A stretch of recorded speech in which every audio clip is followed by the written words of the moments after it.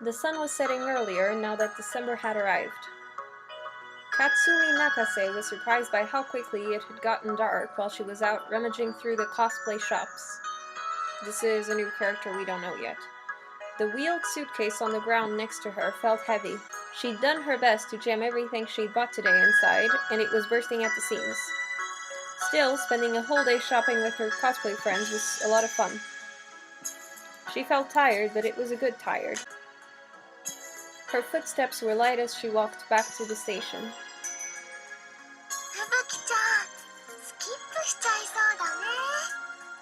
So I guess she's friends with Mayuri?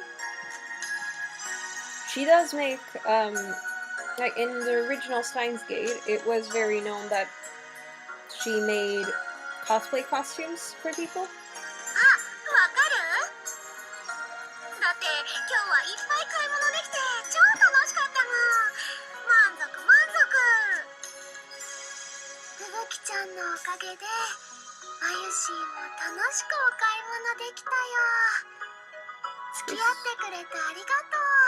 She's so nice.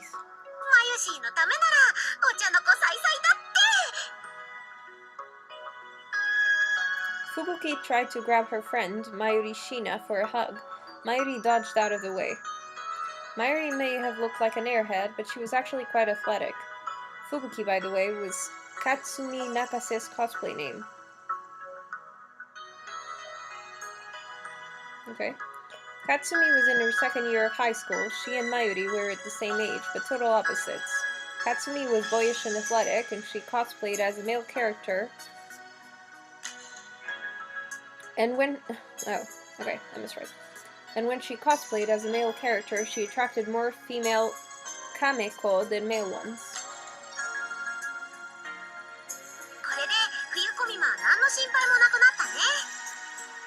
So many characters I have no idea about. The four friends had gone to cosplay shops along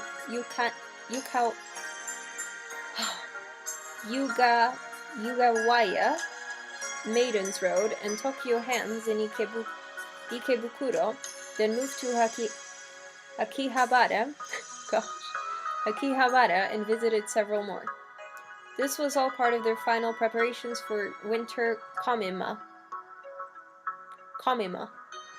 instead of Comic-Con, I guess.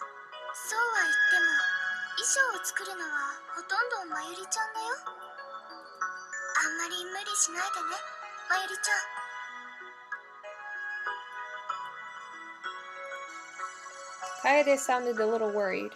Her real name was Kaede Kurushima, and she used her real name as her cosplay pseudonym. She was 3 years older than Katsumi and in college.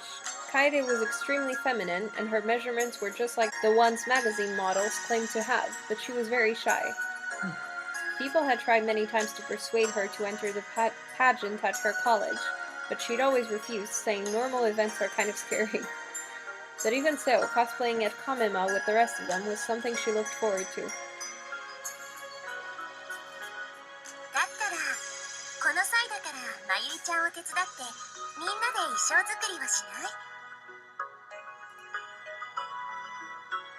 Mayuki proposed.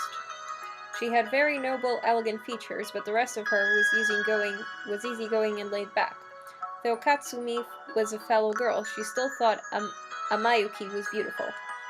Even her light blue, penetrating eyes lacked the arrogance that beautiful women usually possess. They were filled instead with a friendly light. Her real name was Yuki Amane. She was a senior at Meiji University and in the same club as Kaede. She was the oldest of the four. She'd once tried to give up cosplay and focus on job hunting. After just 6 months, she'd given up on work and gone back to costuming. Since then, she'd been spending more time with Katsumi and the others.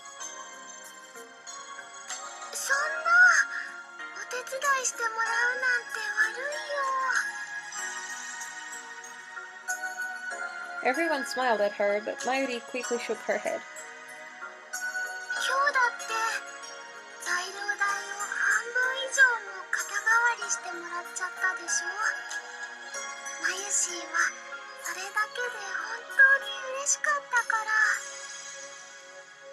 私たちの衣装を作ってくれるんだから出さない方が申し訳ないよ。それに私、まゆりちゃんみたいに素敵な衣装を自分でも作ってみたいなってずっと思ってたの。まゆしーの衣装ってクオリティ高いもんね。ほんと感謝してるんだからね。まゆりちゃん、ぜひ手伝わせてほしいな。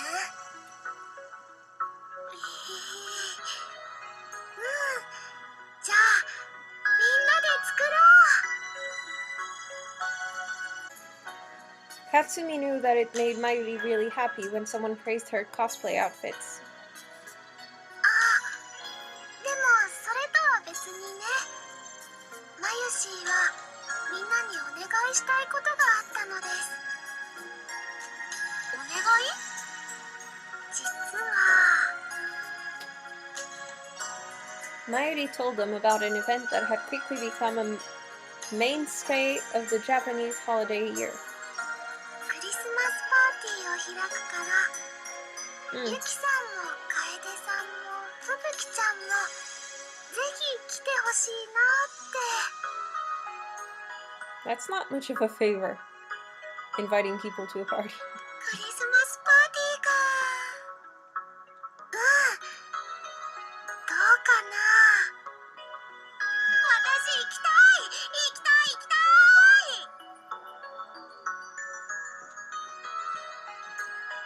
い。 Katsumi's only plan for Christmas Eve was dinner with her family, so she raised her hand instantly. None of her friends at school wanted to do anything that night. She'd been a little put out about that, since it meant they all had boyfriends. 私も大丈夫だよ。 Kaede also nodded, but Yuki seemed a little hesitant. 私はどうしようかな。もしかして制約があるの？そりゃゆきさんほどの美貌の持ち主ならイブのデートに誘ってくる男子は山ほどいるでしょう。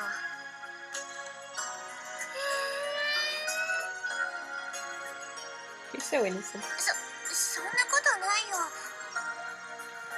そうなの？だったら私がほっときません。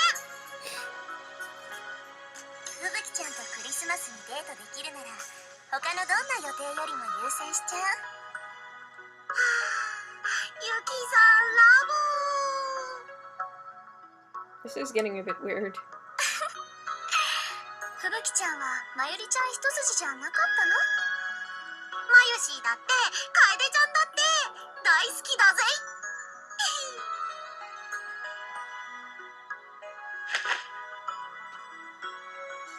Katsumi quickly jumped over to Kaede and gave her a big hug. Kaede was soft and smelled good, and enduring this sort of sexual harassment was nothing new for her. Yeah, this is getting a little weird. それでね、ゆきさん、今度まゆしーにおいしいキッシュの作り方を教えてくれないかな。 Okay. It's not very Christmassy, but sure. Yuki was an excellent chef and had been teaching Mayuri a lot lately. Both Katsumi and Kaede would also occasionally participate in what they called Yuki Amane's cooking lessons. いいよ。何のキッシュがいい？まゆしーはほうれん草とマッシュルームがいいな。ハムとトマトとベーコンも美味しいよ。想像しただけでよだれが。わあ、そっか、迷っちゃうのです。それじゃあ両方教えてあげる。本当？そうだよね。いろんな味があった方がみんなも喜ぶもんね。もしかしてクリスマスパーティー用に？そうなのです。あと1ヶ月もないけど、それまでにマスターしたいなって。じゃあ特訓だね。いつにする？明日は？マユシーは大丈夫。 I just realized the girl who was hesitant about coming in or out, she never said why. Katsumi went over her schedule in her head. 明日か。私、友達と約束が。私はバイト。Katsumi really wanted to go, so she was pretty disappointed. She would have loved the chance to eat one of Yuki's good quiches.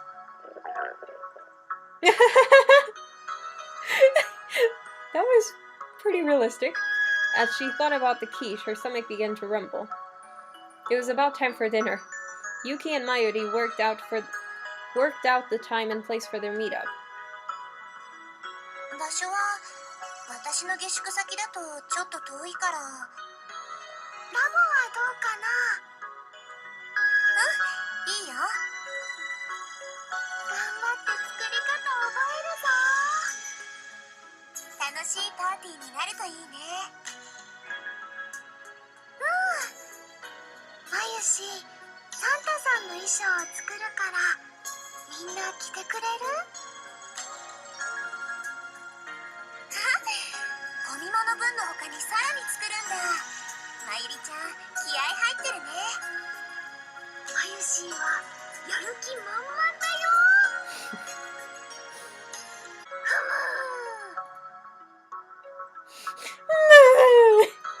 Mayuri posed like she was cheering. サンタ服なら可愛いミニスカートのやつがいいな。白のニーソに赤いブーツとか合わせて。楓ちゃんはいいけど、私そういうの似合うかな。Katsumi spoke to Mayuri and Yuki without any confidence in her voice. 本当は可愛い服の方が好きなくせに。There was nothing Katsumi could say, she was right. It bothered Katsumi a lot that she looked like a boy, and she knew that sort of clothing didn't look right on her. Still, at heart, she was a young girl and she wanted to wear cute clothes. 任せて任せて。まゆし、ふぶきちゃんに似合うのちゃんと作るから。おお、さすが俺の嫁。結婚して。 Honestly, kind of weird jokes. ふぶきちゃん、調子いいんだから。ダルくんみたいなこと言っちゃダメだよ。Don't talk like Daru does. あの変態紳士さんと一緒にされるなんてショックかも。ちなみにまゆりちゃんも一緒に着るんだよね、サンタさんの衣装。Oh, she wasn't funny on it? じゃなくて、可愛いんだからもっとコスしようよ。でもまゆしーは作るの専門だから。意義あり。そんなのもったいないです。もうふぶきちゃんまで。それに岡部さんもまゆりちゃんの素敵な姿見たいんじゃないかな。Oh, she went there.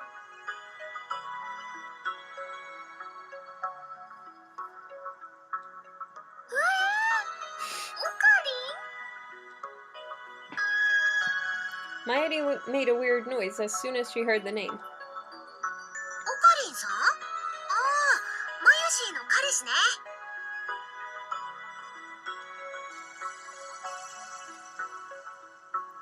Katsumi had met him many times. He was tall, but always looked pale and thin, and whenever he laughed, he seemed kind of sad.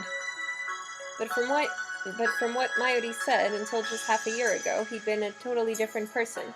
She said he was haughty and arrogant, but also kind and a great leader.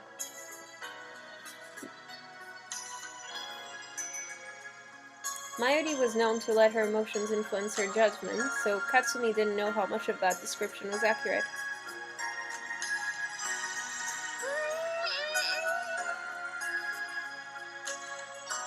Mayuri started to freak out even more after hearing the word boyfriend.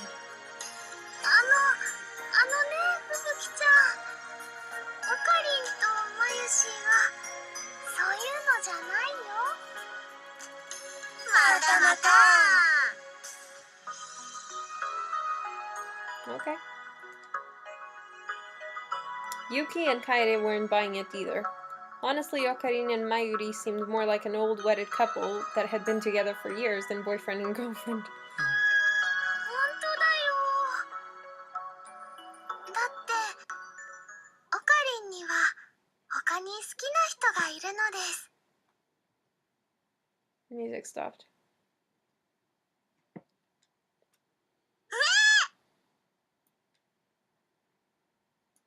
Mayuri sounded totally unconcerned, which made Katsuki even more surprised. そうなの？本当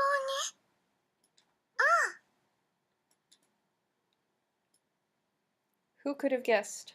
It was Yuki, the eldest, who spoke first. ごめんね。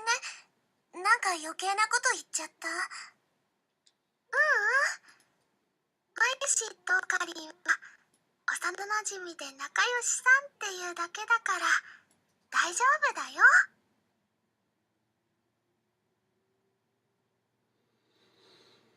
I don't know. She's a bit of a mystery in a way. I don't know if she actually just thinks of him as a really good friend or if she has some kind of feelings for him, but is just trying to not give in to them, I guess. I don't know. そう。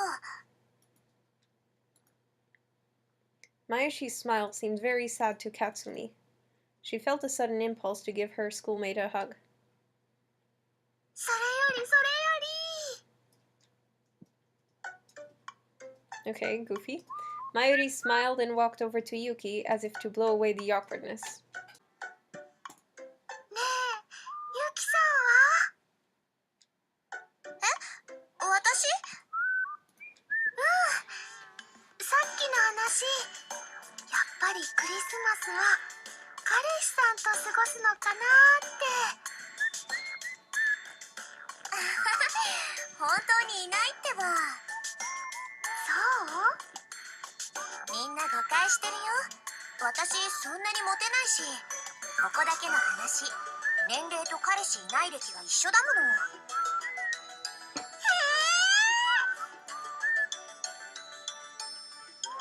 First Mayuri, then Yuki. Katsumi was stunned. そうなんですか？そこまで驚かれるなんて。じゃあ、ゆきさん、What? Mayuri started to fidget. ダルくんなんて。 Oh! Oh! Oh!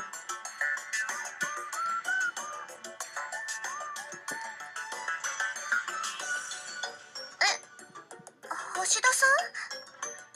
また何を言い出すの、マユシ。橋田さんは変態紳士なんだよ。 To be honest, Yuki, like the oldest girl on the right, she does look a bit like Suzune, the daughter of Daru and someone. There are similarities.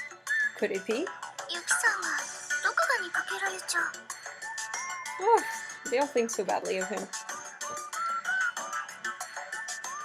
Damn, he looks big. The man that Katsumi and Kaede were insulting was Itaru Hashida, a college student and member of Mayuri's club. He was a hardcore otaku, one of the hybrid types, who said he enjoyed both 2- and 3-dimensional girls. And like Katsumi had said, he was a perverted gentleman. He would say perverse things all day without the slightest shame. Whenever you told him he was a pervert, he would say, "No, I'm a perverted gentleman." He was a dangerous guy. But Yuki didn't seem bothered. She actually looked a little sad. And the music stops again. So far, I just feel a bit confused. 橋田さんはいい人だけど、なんていうか、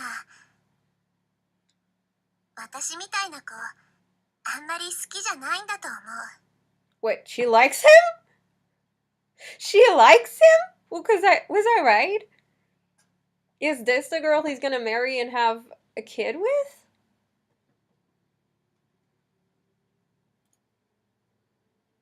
Damn, I didn't see that coming. Okay. Wow, okay.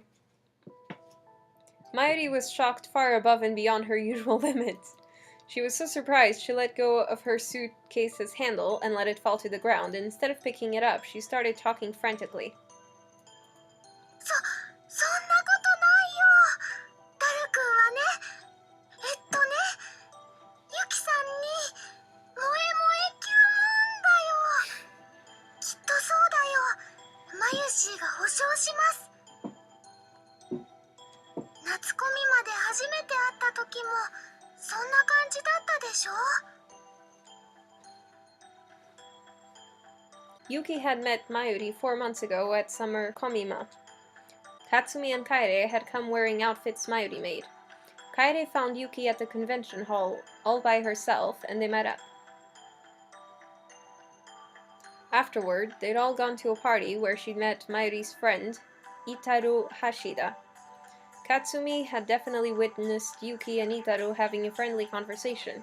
Ever since then, Yuki and Mayuri and Daru had become friends, and Yuki had started going to Mayuri's club, the Future Gadget Laboratory. In other words, Yuki and Itaru had been talking ever since summer komima. But still, Yuki chuckled sadly and shook her head. 見てればわかるよ。なんとなく避けられてるなって。クリスマスパーティーもだから私は行かない方がいいんじゃないかなって思って。 That's why. 橋田さんはもっとこう妹系の女の子がタイプじゃないのかな。しかもものすごく気が強くてね、お兄ちゃんを尻に敷いちゃうような妹。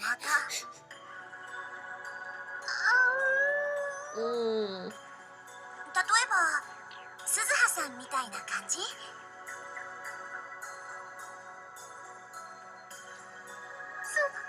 それは Feels like she's gonna cry. For some reason, Mayuri looked like she was about to cry. I just said that. She seemed to want to say something, but couldn't bring herself to. Her lips were quivering. まゆりちゃん？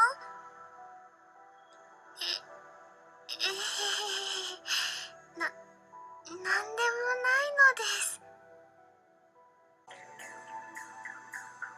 But it certainly didn't look like nothing. Katsumi couldn't bear to watch her anymore, and so she gave in to her impulses. まゆし、そんな顔しないで。まゆしは笑ってる時が一番可愛いんだか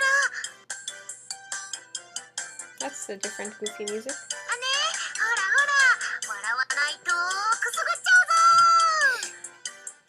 こちょこちょこちょこちょこちょ。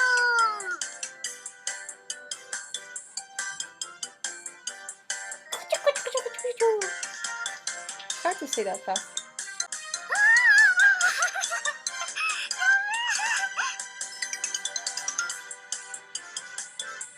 Katsumi snuck behind Mayuri and started to tickle her under her arms.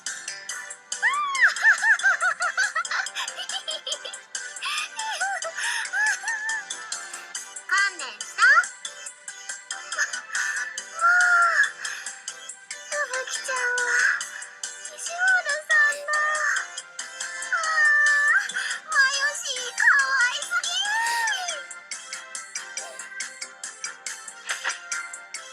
No.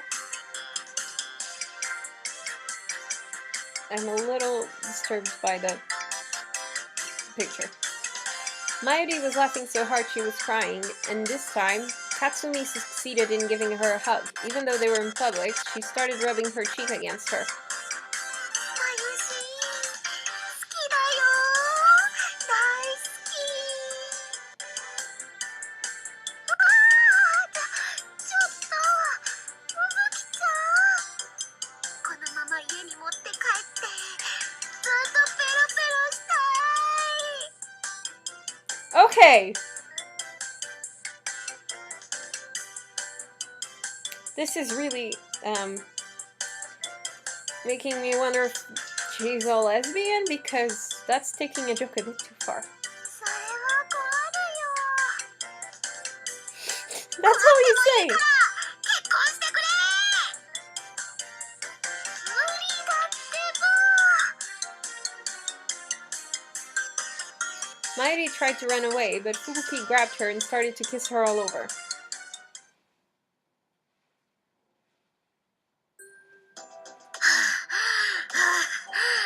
なんか疲れた。それはマユシーのセリフだ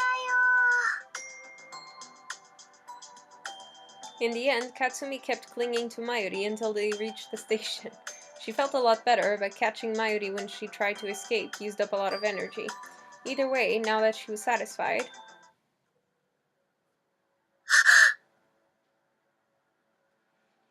What?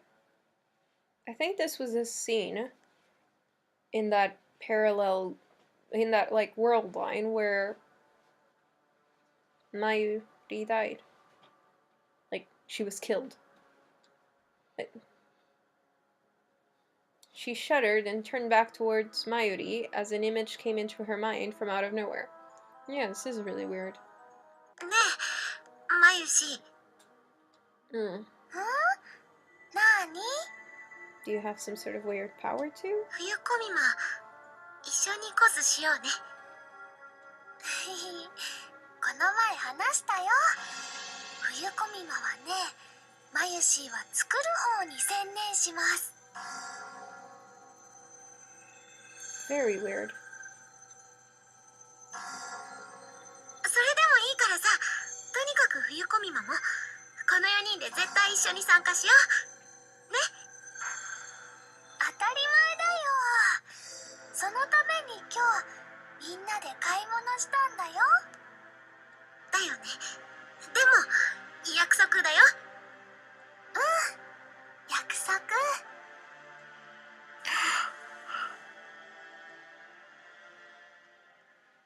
Mayuri and Yuki split up with them in front of the station since they were taking a different train. それじゃあね。おやすみなさい、まゆりちゃん、ゆきさん。またね。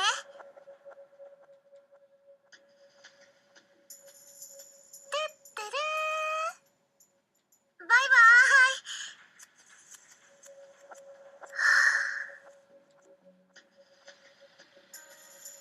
Katsumi stood still and watched the two of them until they were out of sight. She felt like she was about to cry and looked up to stop the tears from falling. ふぶきちゃん。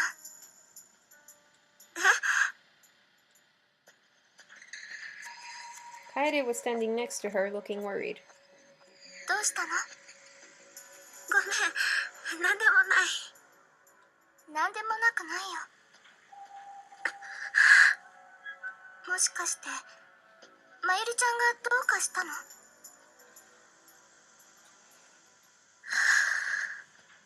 お願い、話して。 Even after Kaede asked, Katsumi wasn't sure she would tell her.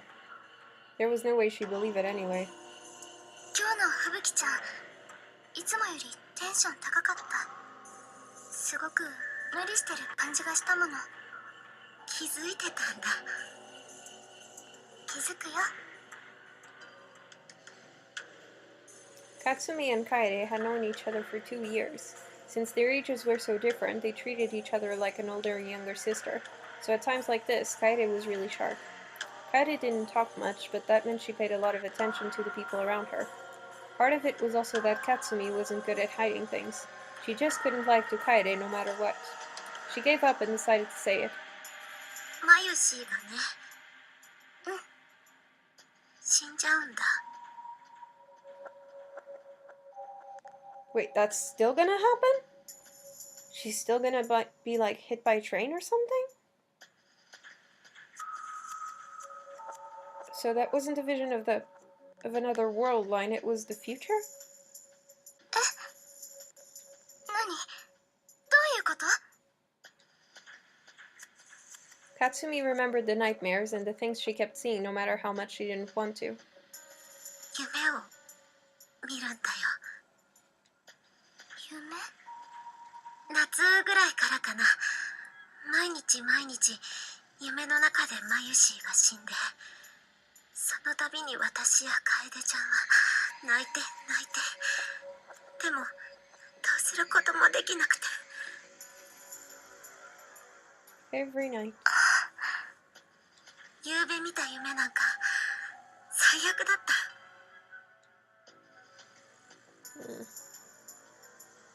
私たちの目の前で突然マユシーが倒れて動かなくなっちゃうの。そのマユシーをね、オカリンさんが悲鳴を上げながら抱きしめて大きな声で叫んでて、ねえ、どうしちゃったんだろう私。なんでこんな夢ばっかり。落ち着いて、吹雪ちゃん。多分疲れてるせいよ。そうかな。No. そうなのかな。だってまゆりちゃん、今日もすごく元気だったでしょ。 Kaede gave Katsumi a gentle shoulder hug. だから大丈夫。私やだよ、マユシーが死んだりしたら。そんなことありえないわ。絶対に絶対に絶対よ。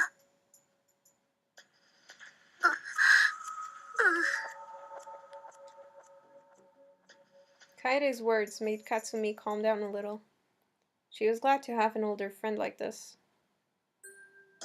とにかく気のせいよ。そんな悪いこと起きるはずがないでしょ。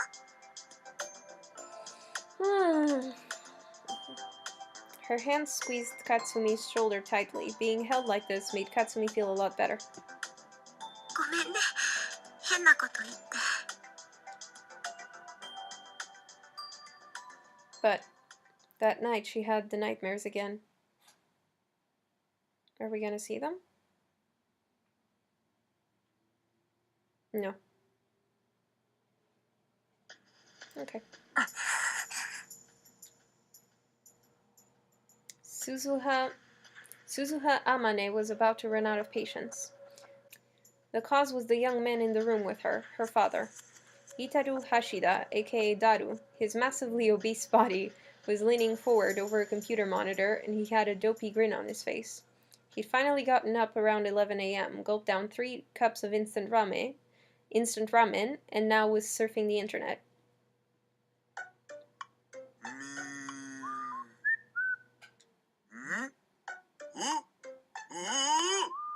What are you doing? なんですとリア充メッセピーとパルテノン氏って夫婦だったん？何それ聞いてねえし。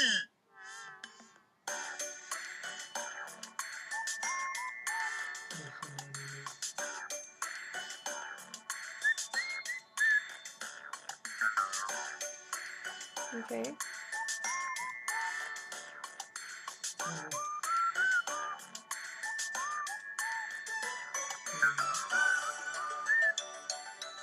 Okay. つうか、リア充メッセとか名乗ってる本人がリア充じゃん。リアルに嫁いるとか、汚い、汚すぎる。ねねねねね、ぼっちの味方だと思ってたのに。こんなん戦争だろ。炎上必至だろ。No question. Doesn't the thing on top of the box remind you of the toy from Chaos Child? Maybe that's a reference to it. と思ったら、もうアットちゃんもツイポも炎上してた件について。僕としたことが出遅れた。これまでの流れをちゃんとチェックしないと。Why? 父さん。はい。 Goodness, your design really changed. That's what Suzuha called her father. It's who he was after all, so there was nothing else to call him. Suzuha was a time traveler from the year 2036, and 7 years from now he would become her father. いい加減にしなよ。一日中ゴロゴロして食べるかネットを見るかゲームをしてるかばっかり。即席麺やお菓子ばかり食べてると体に病変を生じるって警告しても治そうともしない。 In fact, his PC desk was covered with snacks. She cleaned it regularly, but it never seemed to make a difference. 運動だってしろって言ってるのに全然しない。 Suzuha realized she was complaining more than usual, but she had to say it anyway. そんなんじゃ将来。 And then she realized that Itaro wasn't even listening to her. His eyes were fixed on the computer monitor. He moved his mouse out of sight, but she could still hear him clicking it. Ah, why? 話を聞きなさい。 Suzuha approached her father from behind and put the hairspray can she'd been hiding up to his neck.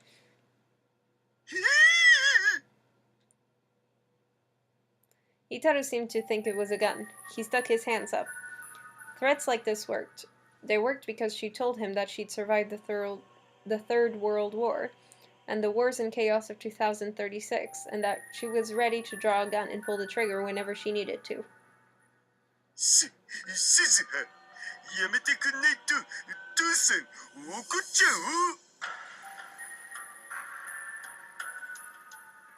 う。 What do you mean? What a weird offense. Is all.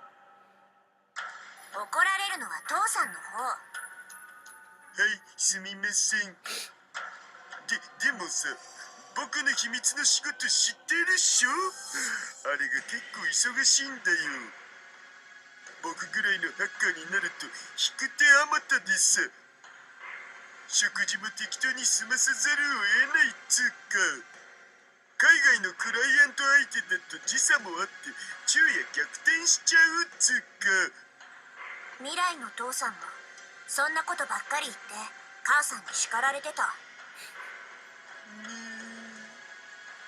100歩譲って睡眠周期は仕方ないとしても、これ以上健康を損ねるような食事は許容範囲外。即刻中止すること。いい？だけど仕事もそうだけどタイムマシンの研究が大変なんだ。癒しが欲しいんだよね僕。そうやって言い訳してすぐだらけようとする。甘えてるよ父さん。 Suzuha was always amazed that her dad managed to survive the future's wars. But since the time machine research would affect the future and eventually Suzuha's very presence here, she couldn't tell him to stop. Even after Rintaro Okabe stopped coming to the future gadget lab, Itaro had kept working on the time machine all by himself. Suzuha never said a word about it. If she did, it might create a time paradox.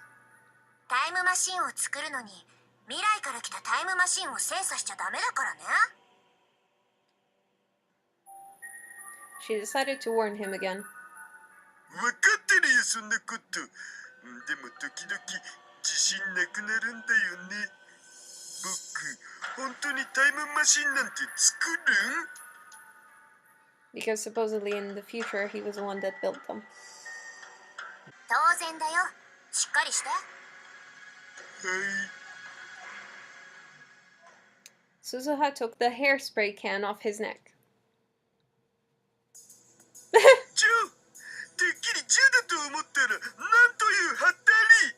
父さんを騙すなんてひどいよ。次は本物使うからね。それマジ勘弁。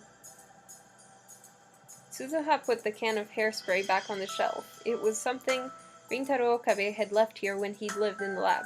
It was still here since its owner never came back for it. 漫画とかゲームだとさ、父親を叱る娘ってのはもっとこう燃えるんだけどな。すずは、ちょっとさ。 Oh no, no, もう no, ダメだよパパって言ってみてくんない？ no, できれば no. 甘やかすような口調で。 Oh no, no. She's punching him.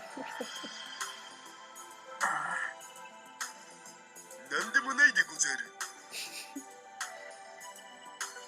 Her dad shrank from Suzuha's glare.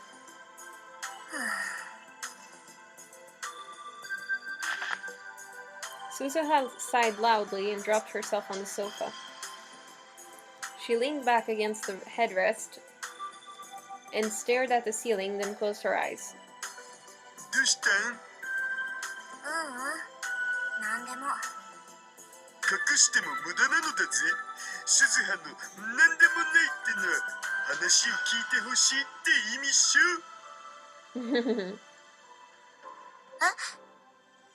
ほら、話してみるといいよ。 That sounded very serious.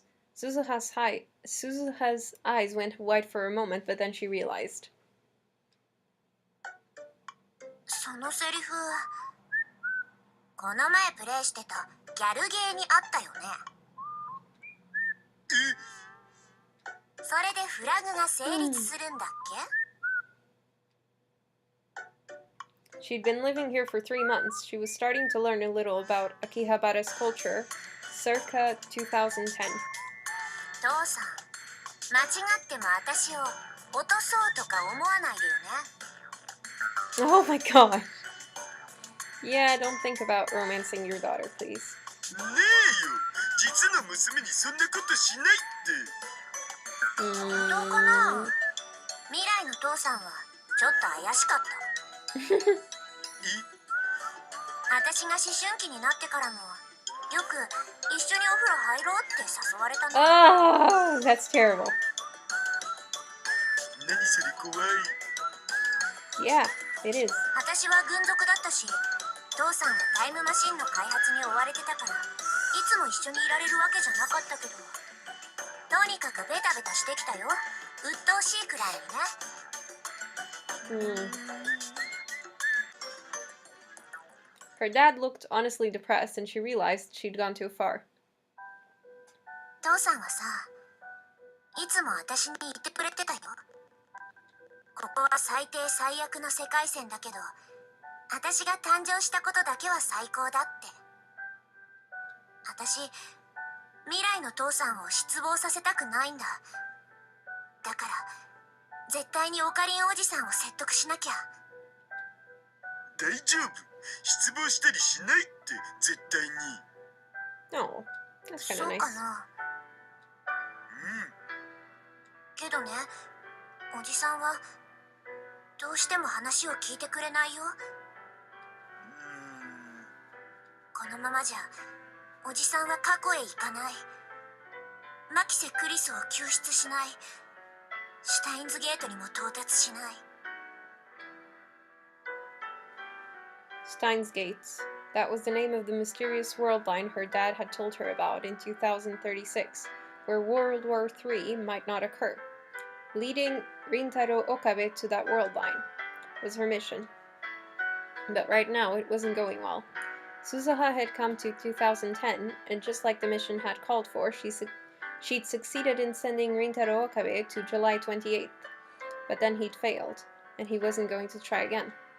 Every time they met, she tried to convince him, but who knew if her words were having any effect.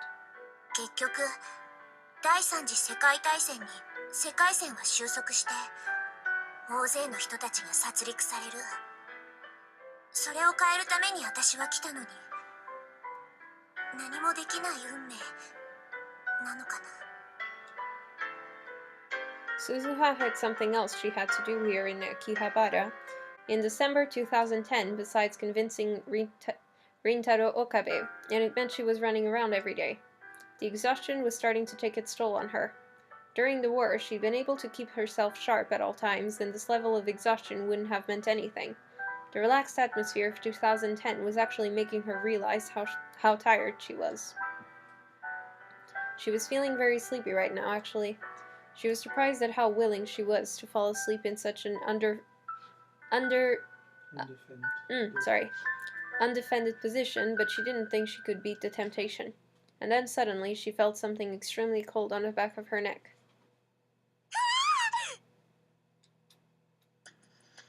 She snapped awake in an instant. Her movements after that were lightning quick. She jumped up and slid behind the massive body in front of her, which obviously belonged to Itaru, then grabbed his arm and twisted it as she dropped him to the floor. She went to draw the gun at her hip, and her hand swiped through the empty air. And then she came back to reality. Her gun was hidden. She wasn't carrying it. This was in 2036. Ouchies. 2 cans of Dr. Pepper clattered on the floor. Well, Dr. P. That must have been what he'd put on her neck. 何するの父さん。さっきのお返しだお。ぼーっとしてたから危うく殺しちゃうとこだったよ。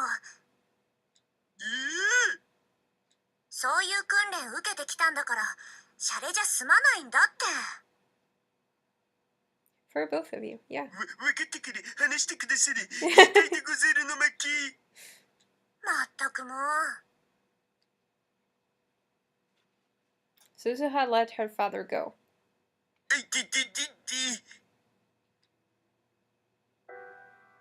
Itaru rubbed his arm and stood up, then grabbed the cans of Dr. P off the floor. He offered one to Suzuha.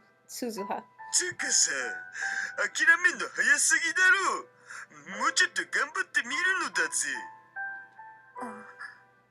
多分、オカリンは疲れて眠ってるだけだから、今みたいに冷たい毒ペでも首筋に当ててやれば飛び起きるんじゃね？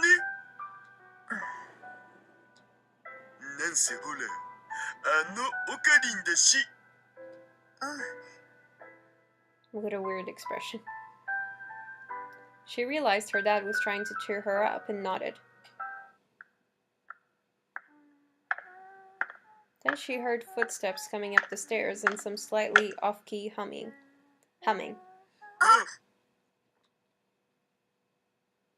Their eyes met. Just the sound was enough to tell them who it was. 隠れろ、鈴葉。オキドキ。 Why? Suzuha moved fast, maybe even faster than when she'd knocked her father to the ground. She quickly and silently jumped behind the curtain that separated the lab's development room from the rest of it. Just as she hid beneath the desk, there was a knock at the door.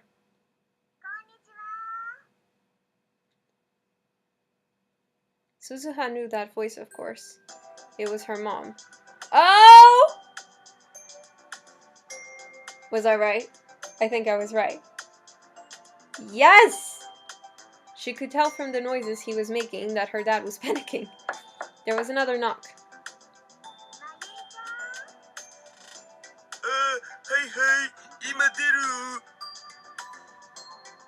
I was right! Itaru went to open the door. Suzuha took a deep breath and concentrated her mind. She remembered the time she'd spent 3 days and 3 nights on a battlefield with no food and nothing to drink, constantly aiming her rifle at the target. She erased any trace of her presence that could give her away. Her breathing started to become shallow. Dad, don't screw this up, okay? I knew it!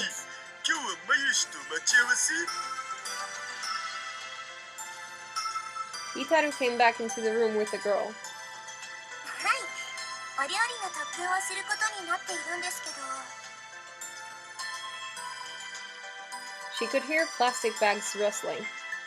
She must have brought the ingredients. マユシ、来てないんだよね。そうですか。ちょっと来るの早かったかな。 Yuki Amane.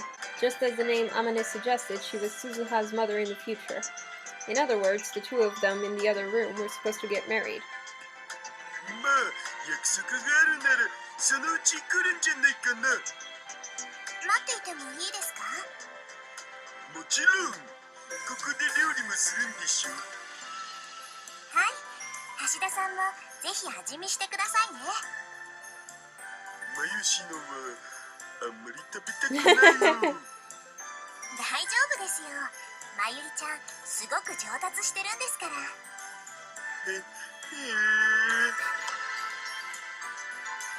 Itaru was clearly nervous. As far as Suzuha knew, the only girl he acted that way around was Yuki Amane. And for some reason, she thinks he doesn't like her. God damn it. Suzuha and Mayuri were practically family, and he got along fine with big sis Rumi, Ferris Nyanya, who worked at the maid cafe next door.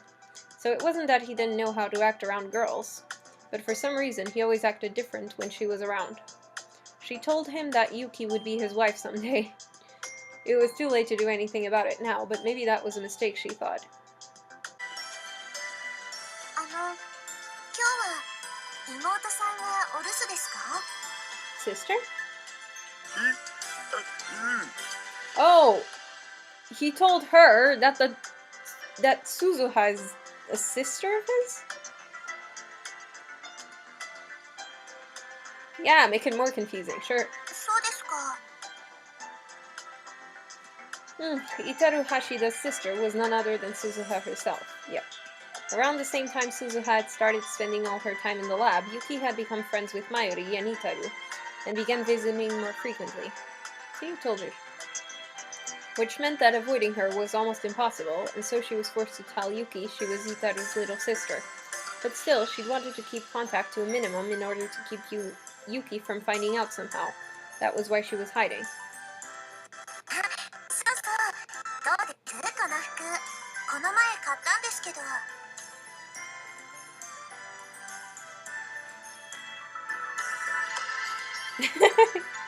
Yuki showed no signs of noticing Suzuha. She was twirling around in the center of the room as if she was at a fashion show. Yuki was a cosplayer and wanted as many people as possible to see her dressed up. Mayuri had told Suzuha that once before. In fact, Yuki and Mayuri spent a lot of time complimenting each other's outfits. いいよ。すごくいい。 Such a creepy face, honestly. 本当ですか？ うわー天使来たこれ。ありがとうございます。橋田さんもおしゃれしましょうよ。ちょっとだけ痩せれば結構素敵だと思うな。私本気ですよ。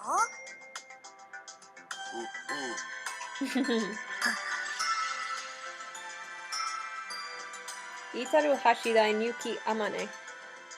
As she listened to their awkward conversation, Suzuha remembered the last time she'd said goodbye to her dad.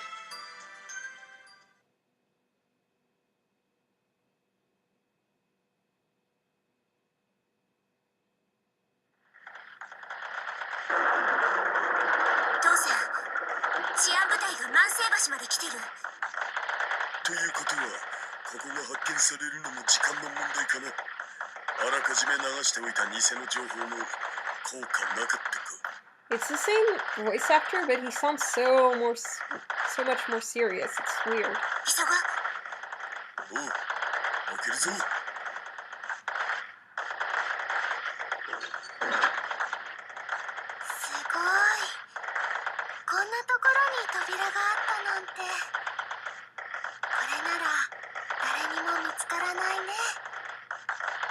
So Mayuri is still alive in the future.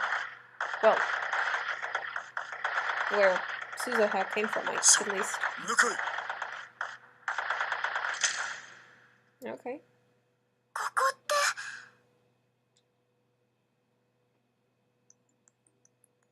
て。 Who's that? There's a little redhead.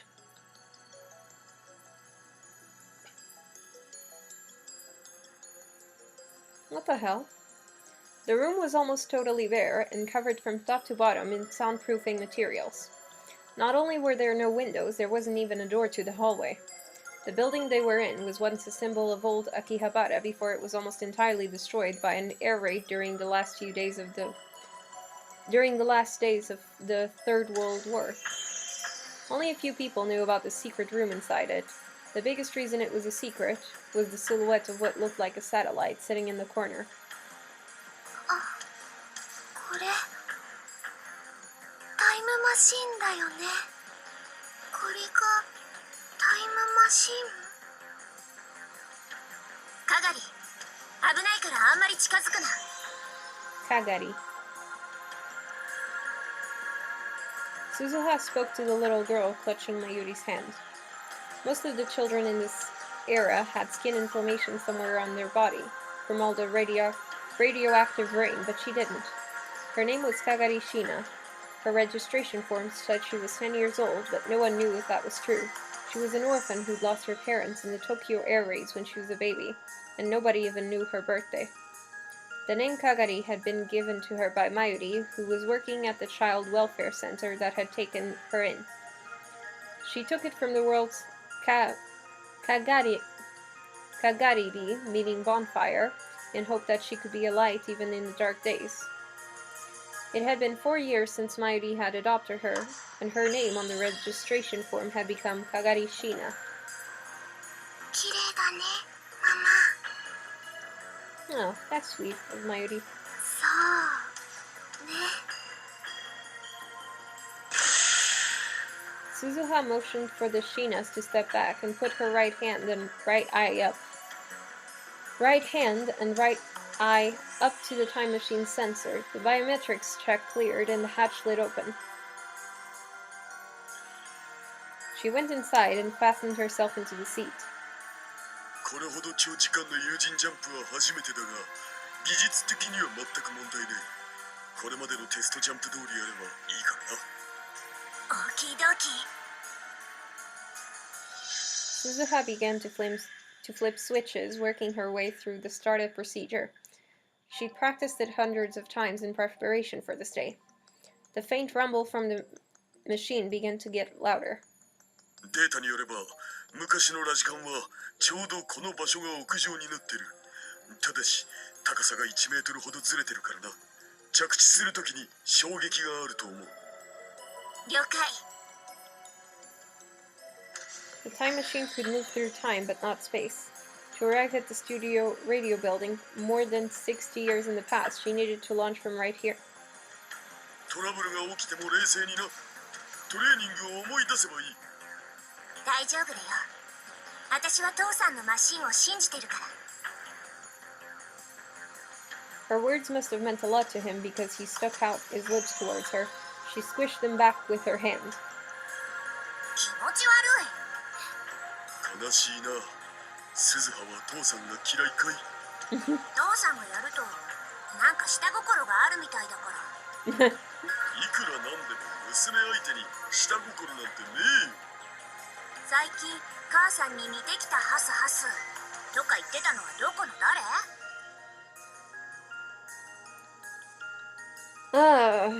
Why? Her mother wasn't here. She'd become a victim of the war, brutally killed by the peacekeeping squads. 冗談を真に受けないでくれたまえ。なんだ、冗談だったの？ Suzuha's voice sounded kind of disappointed. She set the destination for August 13, 1975. Her first mission was there. これでよし。それじゃあ父さん、まゆ姉さん。 She was about to say her goodbyes, but then...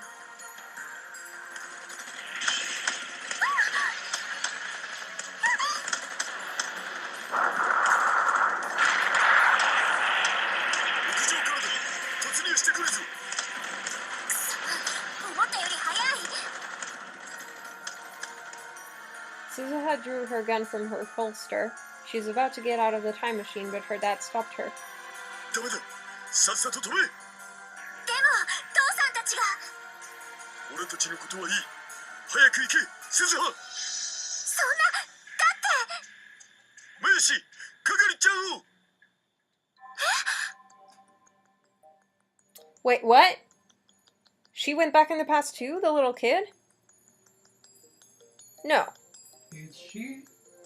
Oh my gosh, no. What a mess this is. No. She looks like her. She really, Well, yeah, but she really does look I like really hope not. I hope it's like, I don't know, someone, I don't know. Oh my gosh. her. I might be wrong. Yeah, I know. I hope you are, because that's freaking, But that's Okay then. このマシンにはもう一人乗れる。 I mean, really.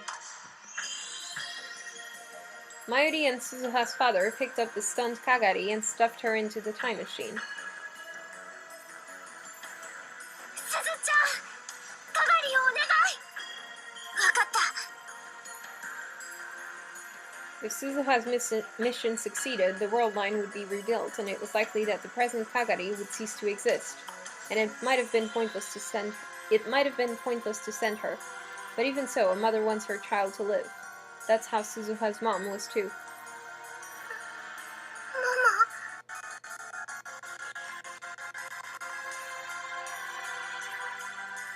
ママ。 Kagari finally seemed to understand what was going on. She called out to her mom. やだよ。いや。大丈夫だよ。かがりちゃん。すずちゃんが一緒だから。ね。ダメ。ママも一緒じゃなきゃダメ。過去へ行けば昔のママがいるよ。今よりずっと若くて。かがりちゃん、びっくりするだろ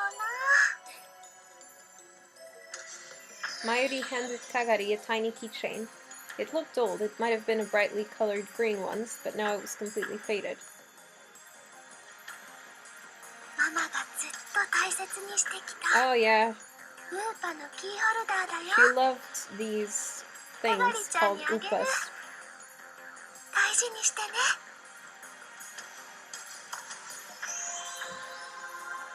Once it was pressed firmly into Kagari's hand, she stepped back. Mayuri was smiling but weeping at the same time. いや、行きたくない。ママと一緒にいる。ママ。ダメ。かがり、おとなしくしてなさい。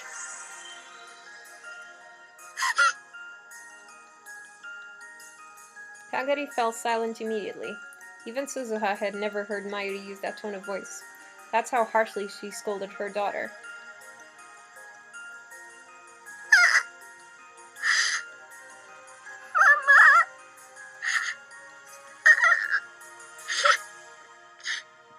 ママ。 Kagari was quietly weeping and moving.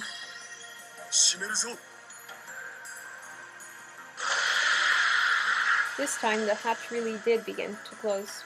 The inside of the machine and the outside of it, the two worlds were about to be completely cut off from one another. Whether Suzuha's mission was successful or not, she would probably never see any of them again.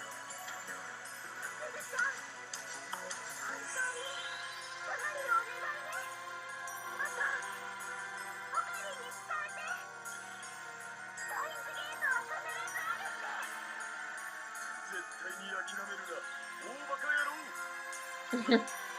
オキドキ。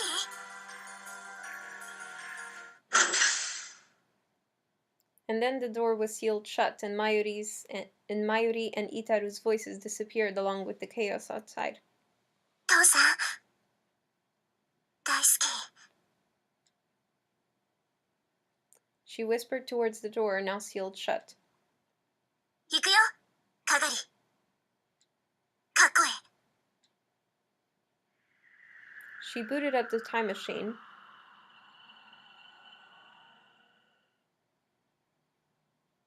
芦田さん、掃除機はどこ？ Okay. Okay, I think I'm gonna stop for now. That was pretty mind-blowing. See if I am. I would be like, if Kagari, I think was her name, if she's actually Makise Kurisu. But that doesn't make sense, though. Because then how would she be in the future as a little girl if in the present right now she's dead? Right? This is different. Like, it's like a relative or something. No, it's the same timeline. It's like a relative or something, right? Could be a relative. I don't know. Anyway. I hope you guys enjoyed this video. If you did, please leave a like, comment, subscribe. Thank you so much for watching, and I'll see you next time.